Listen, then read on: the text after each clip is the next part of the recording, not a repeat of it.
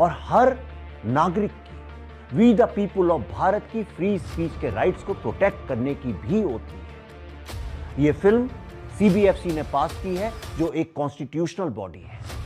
इसीलिए यह आपकी कॉन्स्टिट्यूशनल ड्यूटी है कि इस फिल्म को आप शांतिपूर्वक रिलीज करने की जिम्मेदारी लें। बढ़िया, आई एप्रिशिएट जिन्होंने फ्री स्पीच की बात कही। भारतीय संविधान अनुच्छेद 19(1)(a) के तहत सभी नागरिकों को भाषण और अभिव्यक्ति की स्वतंत्रता का अधिकार प्राप्त है।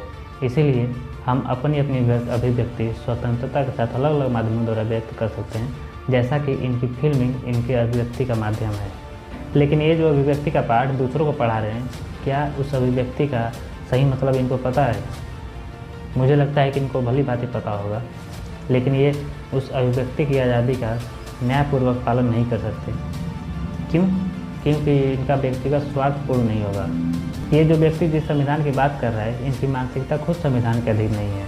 इनको बस अपना बिजनेस बनाना है, भले ही संविधान की मौलिकता खत्म हो जाए।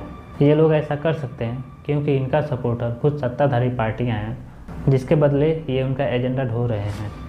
ये जिस संविधान की बात कर रहे हैं और जिस वाक्य को कोट कर रहे हैं, उसी में इनका डबल स्टैंडर्ड दिख रहा है।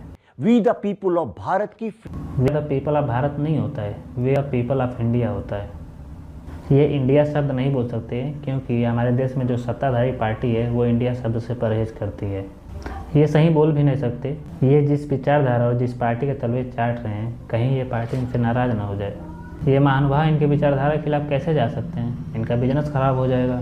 रही बात फ्री ऑफ स्पीच की, तो संविधान का एक और अनुच्छेद है 19(2), जो हमें ये बताता है कि 19(1)(a) में दिए गए अधिकार वो पूर्ण नहीं है।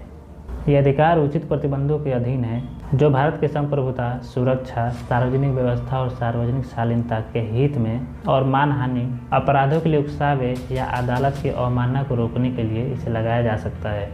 मेरा मानना है कि फिल्मों का मनोरंजन के इतर भी इसका अस्तित्व है, समाज का आईना होने का, जिससे लोग प्रभावित होते हैं। इन सब का ध्यान रखने के लिए भी हमारे देश में एक सिस्टम है। इन्होंने नाम लिया सीबीएफसी का। सीबीएफसी में कितने संवैधानिक लोग हैं जो अभिव्यक्ति के नियमों का पालन करते हैं। इनके अलावा भी इतिहास और समकालीन परिस्थितियों पर आधारित फिल्में बनाते हैं लोग।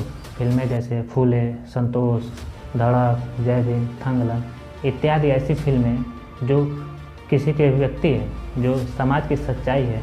इसमें से कितनी फिल्में रिलीज हो पाई और कितनी फिल्में मुश्किल से सैकड़ों कट के बाद रिलीज हुई। इनके साथ मुश्किलें क्यों आती हैं?